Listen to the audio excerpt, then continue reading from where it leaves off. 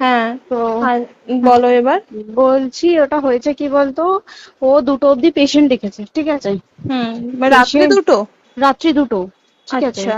2টো অব্দি পেশেন্ট ডেকেছে, দেখে রুমে এসে অনলাইনে অর্ডার করে 4জন বন্ধু মিলে খেয়েছে, ডিনার হুম করেছে। হুম করে ও খুব টায়ার্ড ছিল, যেহেতু 36 ঘন্টা ডিউটি ছিল, হুম টায়ার্ড ছিল। ও কি করেছে, ওই সেমিনার রুমে গিয়ে হুম শুয়ে পড়েছে একটা রেড কালারের ব্ল্যাঙ্কেট ঢাকা দিয়ে। হুম। কিন্তু তারপরে মানে সেমিনার রুমে এমনি কি তোমাদের ওরকম সেমিনার রুমে টুমে ঘুমানো হয়? মানে আমি যদিও কোনো আইডিয়া নেই, ওই জন্য জিজ্ঞেস করছি। না, এবার একটা রেসিডেন্টের ডক্টর রুমস থাকেই, আচ্ছা। বুঝতে পেরেছিস, তারপরেও সেমিনার থাকে। এবার হুম। সেমিনারে একটা বেড থাকে, আর আচ্ছা ডক্টরস রুমে 2-3টে, যেরকম বড় ঘর হবে সেরকম বেড পাতা থাকে। আচ্ছা আচ্ছা। মেনলি ডক্টরস রুমে শোয়ার কথা, ঠিক আছে। হুম হয়েছিল কি, ওকে বডিটা পাওয়া গেছে সেমিনার রুমে, হুম কিন্তু ঘুমাচ্ছিল ডক্টরস রুমে। যে হুম রুমটা তোর এখন ভাঙা হয়েছে, দেখেছিস রুমটা ভেঙেছে, হুম হুম হুম হুম, একটা ভিডিও ঠিক দেখছিলাম। বাথরুমের পাশেই, হুম ঠিক আছে, মানে বাথরুমটাকে অজুহাত দিয়ে হুম ওই রুমের দেয়ালটা ভেঙে দিয়েছে। অ্যাকচুয়াল কাণ্ডটা ঘটেছে তোর ইয়েতে, ওই রুমটার ভেতরে, ডক্টর রুমে? ডক্টরস রুমে। ডক্টরস রুমে ঘটনাটা ঘটেছে, ওই বডিটাকে তো ডক্টর ধস্তাধস্তি। রুমে ওই দিন আর কেউ ছিল না, খালি মানে অনলি ওই দিদিটাই ঘুমোচ্ছিল? হ্যাঁ, এবার তোকে আমি বলি, অন কলে নিশ্চয়ই একজন থাকবে না, হুম ওরা জুনিয়র সিনিয়র মিলিয়ে থাকে, এমনকি থার্ড ইয়ার একজন থাকবে, সেকেন্ড ইয়ার একজন থাকবে, হুম প্লাস ফার্স্ট ইয়ারের ইন্টার্নশিপরা যারা থাকে তারা ইন্টার্নরা থাকে। হুম আর চেস্ট এমন একটা ওয়ার্ড হচ্ছে, কোভিড এর পর থেকে প্রায় হামেশাই সবার শ্বাসকষ্ট হচ্ছে, মানে আসছে মানেই শ্বাসকষ্ট হচ্ছে। হুম আর চেস্ট ওয়ার্ড আর চেস্ট মেডিসিন দুটোই হুম পাশাপাশি ওয়ার্ড, হুম ঠিক আছে। হুম। তো কেউ কি শুনতে পায়নি? কেউ শুনতে পায়নি। হ্যাঁ, ওটাই তো আমি ওই দিনকে ওটাই ভাবছিলাম এবার যে। দেখ, ধস্তাধস্তি করাতে একটা নিশ্চয়ই চিৎকার হয়, একটা ভাইলেন্ট হয়, হুম হুম বুঝতে পেরেছিস। হুম তারপরে আবার কি, যে 4জন ওর সাথে খেয়েছে তারা কোথায়, তারা কেন মিডিয়ার সামনে আসছে না? হুম। তাই ঠিকই তো, তো। তারা কেন আসছে না? তোমার ওই এক- দিন ডিউটি ছিল না রাতে? ওই দিনকে আমি নাইটে ডিউটি করছিলাম। আচ্ছা। আমি নাইটে ডিউটি করে এসেছি, আমার লাস্ট নাইট ছিল। তো হুম আমার তো 3 দিন নাইট থাকে, তিন হুম দিন নাইট থাকার পর লাস্ট নাইট ছিল, লাস্ট নাইটের পর বুধবার আমার লাস্ট নাইট, বুধবার রাতে ঘটনাটা ঘটেছে। হুম আমি বাড়িতে এসেছি, রীতিমতো বাড়িতে এসে শুয়ে পড়েছি। 3টের সময় আমার কাছে ফোন এসছে যে সবাইকে ডেকে পাঠিয়েছে, ইমিডিয়েট আয়। হুম। তখন গিয়ে দেখি আরজিকরে এই অবস্থা, পুরো গোটা হাসপাতালকে ডেকে পাঠিয়েছিল। গিয়ে দেখি পুলিশ ছয়লা, মানে, আর ওকে যেভাবে, আমি তো বডিটা দেখেছি রে, মানে আমাদের হুম। এখনো পর্যন্ত চোখ থেকে নামছে না। রীতিমতো মনে হচ্ছে মেয়েটা যেন আমাদের পাশে পাশে ঘুরছে, হুম একদম হুম হুম এরকম, মানে মানে অদৃশ্যমান, মানে আমরা এরকম ভাবতে পারছি না যে এরকম ভূত হুম থাকে বা একটা স্পিরিট থাকে বা কিছু। এখন আমরা বুঝতে পারছি না ওর আত্মাটা এখনো ঘুরছে আমাদের আশেপাশে। দেখ, ওর আমার তলাটা নাকি তো, ওর থেকে ও থাকে 4 তলায়, 4 তলায় ঘটনাটা ঘটেছে, ঠিক 2টো ফ্লোর নিচেই আমি থাকি, আমার আচ্ছা। রুমটা, ঠিক আছে। কিন্তু তাও আতঙ্কে আমরা মানে একদম স্তব্ধ হয়ে গেছে আরজিকরটা। কিন্তু ব্যাপারটা হচ্ছে, তাহলে ডক্টর রুম থেকে ওকে সেমিনার রুমে নিয়ে যাওয়া হয়েছে? হ্যাঁ, অবশ্যই নিয়ে যাওয়া হয়েছে। এবার দেখ, নিয়ে যাওয়া হয়েছে, ওকে যেভাবে মারা হয়েছে, এটা একার পক্ষে সম্ভব অসম্ভব, না দিস একদম। Is a impossible. পুরোপুরি গ্যাং রেপ, গ্যাং রেপ ছাড়া কোনো কিছু নয়। আর শুধুমাত্র রেপ নয়, রেপ হলো, করলো, ছেড়ে দিল, ঠিক আছে, ওকে রীতিমতো মার্ডার করেছে। মানে মানে হিসেব মতো যা বুঝছি মানে তোমার কথাতে, হ্যাঁ, ওটা হচ্ছে ওর ওই বন্ধু বান্ধব মেবি ইয়েস, জড়িত। এক্স্যাক্টলি। হয় ওর বন্ধু বান্ধব কেউ, ঠিক আছে, মানে 4জনের মধ্যে কেউ, আইদার ওকে এমন কিছু করতে বলে। দেখ, বড় বড় কোম্পানিতেও তো এরকম হয়, মানে হুম হয় তুমি আমার সাথে কম্প্রোমাইজ হুম করো, নয় হুম তুমি হুম চাকরি হুম ছেড়ে চলে হুম যাও, হুম হুম হুম হয় তো। হুম হুম। এখানেও সেরকম কিছু একটা হয়েছে। যাকে যে ক্রাইম করেছে, সেও কিন্তু নর্মাল ডক্টর নয়, কিন্তু সেও একটা ভালো পোস্টে র্যাঙ্ক করছে, বুঝতে পেরেছিস, তবেই কিন্তু পুরো ব্যাপারটাকে হসপিটাল চেপে যেতে চাইছে, পুরো ব্যাপারটাকে। তাহলে এই সিভিক যে, ও কোথা থেকে আসছে?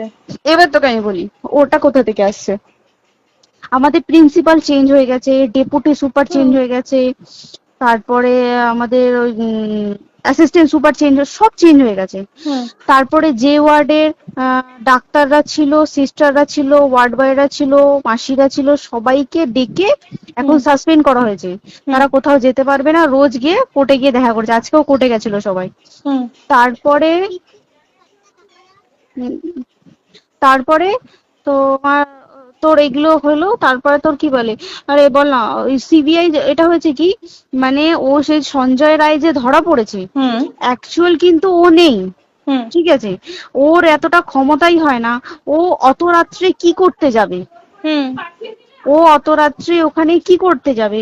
ও না পেশেন্ট, ও নাকি বলছে দালাল পেশেন্ট নিয়ে গেছে। তো পেশেন্ট নিয়ে যখন গেছে, দিদিটার রুমে যখন যাবে, নিশ্চয়ই দিদিটার রুমে কোনো কাগজপত্র দেখাতে যাবে, সেই অবস্থায় গিয়ে দেখে যে এরকম এরকম ঘটনা, তা ঝাঁপিয়ে পড়েছে ওর উপরে। হুম এরকম কিছু কি, তাও কিছু নয়, শুধু গেছে দেখছে ড্রিঙ্ক অবস্থায়, ওকে ক্যামেরায় দেখা গেছে ড্রিঙ্ক অবস্থায় গেছে আর এসছে, এইটুকুই দেখা গেছে। তারপরে হচ্ছে কি, তোর অনেক রকম, এখানে অনেক রকম ব্যাপার আছে। যে দিনকে ঘটনাটা ঘটে তার ঠিক দুদিন পরে ওই সেমিনার বাথরুমের অজুহাত দিয়ে ডক্টর যে রুমের হুম দেওয়ালটা আছে, ওই হুম দেওয়ালটা ভেঙে দিয়েছে। কেন? প্রথমে ওকে বললো সুসাইড করেছে, আমাদের যখন ফার্স্ট খবর আসে তখন সুসাইড করেছে। হুম তারপরে যখন হসপিটালে যাই তখন গিয়ে শুনছি নাকি না, সুসাইড করেনি, এটা রেপ করেছে, রেপ করে মার্ডার করা হয়েছে। হুম বুঝতে পারলি, এখানে বিশাল বড় একটা গেম চলছে।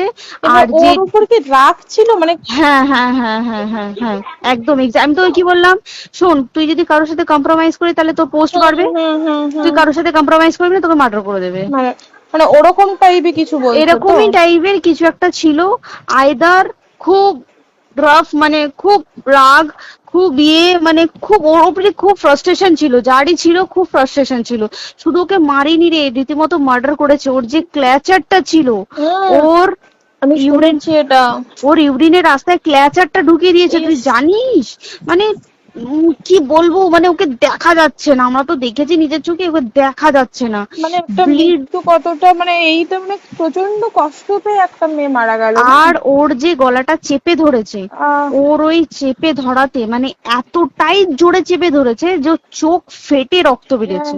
ছি, ছি, ছি। বুঝতে পেরেছিস? মানে মানে কি বলতো, যদি ধরা পড়ে না, উচিত মানে যারা এটার সঙ্গে দায়ী না আর এই ওদের। যে সিবিআইটা হয়েছে, সিবিআইটা একমাত্র আমাদের জোরেতেই সিবিআইটা এসছে। মানে আমরা ওই সঞ্জয় রায় একার পক্ষে সম্ভব না এইসব। তারপরে পোস্টমর্টম রিপোর্টে তুই জানিস, ওই আমাদের ভাজাইনা থেকে 150 গ্রাম স্পাম বেরিয়েছে। ইস, পোস্টমর্টম রিপোর্ট 150 গ্রাম স্পাম, মানে বুঝতে পারছিস? Hmm not a calculated, minimum minimum কম করে 6 থেকে 7 জন করেছে ওকে রেপ। ছি ছি ছি। ওই জন্যই তো আমরা এতটা বেশি ভাইলেন্ট হয়ে গেছি, বুঝতে পেরেছিস? আর তারপরে আমাদের, দেখো, একটা মেয়ে তার কাজের জায়গাতেই ছিল, এমনটা নয় যে রাস্তাঘাটে কোনো বিপদ, ও তার কাজের আরে জায়গাতেই সেফ নয়। শোন, দেখ বড় বড় কোম্পানিতে কি হয়, রুমের ভেতরে এগুলো হয়, মানে ধর রুমের ভেতরে হলো, যেমন কল সেন্টারে হয়, নাইট হুম শিফটে হুম হয়, হুম হুম। এইগুলো একসেপ্টেবল। বাট হসপিটাল হচ্ছে কিন্তু এমন একটা আরজি এরিয়া, করের মতো একটা, হ্যাঁ।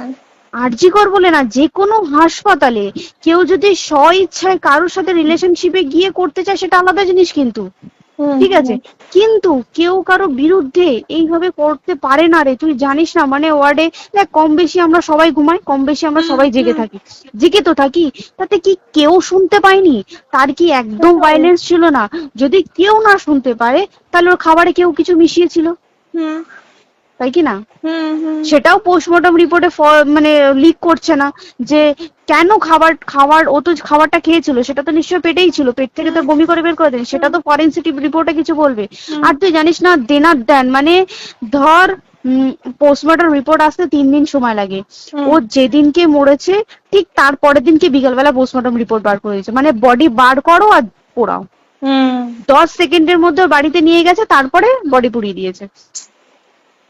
মানে কি বলবো, হসপিটাল, মমতা ব্যানার্জি, সবাই মানে তৃণমূল প্রত্যেক সবাই এটাকে পুরোটাই, কেসটাকে চাপা দিতে চাইছে, পুরোটা পুরোটা। তবে তুই ভাব, যে মানুষটাকে এত ক্ষতবিক্ষত ভাবে মেরেছে, তাকে অভিষেক ব্যানার রেপ কি কলকাতায় প্রথম হলো? নয়, হুম বিভিন্ন জায়গায় বিভিন্ন ভাবে রেপ হয়েছে, হুম ধরা পড়েছে। ফাঁসি হ্যাঁ। হয়েছে কি হুম। জেল হয়েছে। হুম। অভিষেক বন্দ্যোপাধ্যায় কেন বললো জাস্ট এট তোর কি বলে এনকাউন্টার করতে? মানে কি সঞ্জয়কে যদি এনকাউন্টার করে পুরো কেসটা চাপা পড়ে পুরো যাবে, কেসটা চাপা পড়ে যাবে একদম। স্টুডেন্টরা ঠান্ডা হয়ে যাবে, হুম হুম। আর আমরা সেটা মানবো না, আমরা সেটা হতেই দেব না। তাতে যদি চাকরি মানে আরজিকরটাকে সিল করতে হয় তাতেও আমরা রাজি আছি, সিল করে দেওয়া হোক আরজিকর, সিল করে দেবে মনে হচ্ছে যদি ঠিকঠাক ভাবে। এবার ওই জন্য আমাদের দাবিতে সিবিআই এসছে। এবার তুই একটা কথা বল, যখন দেখতে পাচ্ছে মমতা ব্যানার্জি যে কলকাতা পুলিশ আমাদের জন্য কিছু করতে পারছে না, আমরা কিছু মানতে পারছি না, 7 দিন ধরে বার করতে পারছে না, হুম। তাহলে সেটা 2-3 দিনের মধ্যে কেন হ্যান্ড ওভার করে দিল না? হুম। তাই তো। তাই কি না? তারপরে দেখ পিডব্লিউডি ওটা লো পোস্টের মানুষ, মানে যারা ভাঙচুর করে, মানে সিমেন্টের যারা কাজ করে তাদেরকে হুম। পিডব্লিউডি বলে। হুম। এবার পিডব্লিউডির নিশ্চয়ই হায়ার অথরিটি থেকে অর্ডার এসছে তবেই ওরা গিয়ে ভেঙেছে। ওরা হুম। নিশ্চয়ই পাগল নয় দুম করে গিয়ে কোনো গভর্নমেন্ট প্রপার্টি ভেঙে দেবে। হুম। অর্ডারটা কে পাস করলো যে এখনই চেস্ট ওয়ার্ডটাকে ভাঙতে হলো? সিবিআই আসা পর্যন্ত অপেক্ষা করতে পারতো। কারণ আজকে অত বড় বিক্ষোভ হবার কারণ কি হচ্ছে? একটাই কারণ, যে মেয়েটি মারা গেছে ঠিক আছে, কিন্তু তাকে এত বেশি মলেস্ট করে, এত বেশি রেপ করে বা বেশি ওকে মেরেছে, তার কি কোনো প্রতিবাদ নেই? তুই কোথায় সেভ পাবি তুই আমাকে বল? তুই ধর চাকরি ছেড়ে আজকের সরকারি চাকরি ছেড়ে তুই প্রাইভেটে যাই, প্রাইভেটেও তো তাই একই কোথাও না, অবস্থা, একদম একদম। প্রাইভেটেও একই অবস্থা। তুই কোনো চায়ের দোকান খুলে বসবি, অনারশিপে তুই বসলেও তাও এসে তো হাজার ছেলেরা থাকে, হুম। হাজার ছেলেরা টিস করে, তুই কোথায় কি করবি? তাহলে আমাদের সেফটি কোথায়? আমাদের মুখ্যমন্ত্রী মমতা ব্যানার্জি সে একটা লেডি হয়ে তাহলে আমাদের কি সেফটি দিয়েছে? আমাদের কি লক্ষ্মী ভান্ডার দিলে this is a problem solve? পুরো মাসের আমাদের কি সব খরচা চলে যায় লক্ষ্মী ভান্ডারে? জানি না, আই ডোন্ট নো। মানে আমরা প্রচুর ক্ষেপে আছি, প্রচুর। মানে এর বিচার না চাওয়া পর্যন্ত হ্যাঁ, তুই ঠিকই তো। ভেবে চল কি এটা সলভ হবে না। আমরা মানে বিচার আমি নিয়ে আমি কথা বলবো। 2 দিন ধরেই ভাবছিলাম তোমাকে ফোন করবো, কিন্তু মানে এটা ওটাতে হয়ে উঠছে না। আর তোমাকে তো হুম। আমি ওই দিন রাতেই হোয়াটসঅ্যাপ করলাম না। হ্যাঁ হ্যাঁ এবার হ্যাঁ তখনই না আমি ব্যাপারটা অতটা বুঝতে পারিনি, আর আমার তার পরের দিনই ভোরবেলা ডিউটি। তো হ্যাঁ। আমি খুব তারপরে সাবধানে থাকিস তুই, আর খুব বলো না, সাবধানে না না। থাকিস। হ্যাঁ তাই তো, এখন মানে আর তোমরাও সাবধানে থাকো সবাই। কি বলবো বল, কিছু বলার নেই। দেখ আমাদের মধ্যবিত্ত মানুষরা, আমাদের চাকরি করে খেতেই হবে, সোজা কথা। একদম একদম। তাই কিনা বল? বাবা এত হুম। পুঁজি নেই যে বসে অত বসে খাবো, ঠিক আর আছে? সেই মেন্টালিটিও নেই। পুঁজি হ্যাঁ যদিও থাকে, মেন্টালিটিও নেই হ্যাঁ যে এবার বাবার তুই, পুঁজিতে খাবে। এবার একটা কথা তুই বল, চাকরিটা কোথায় গিয়ে করবো তুই একটা বল? কোন সেটাই। স্টেটে গিয়ে চাকরি করবো তুই আমাকে বল?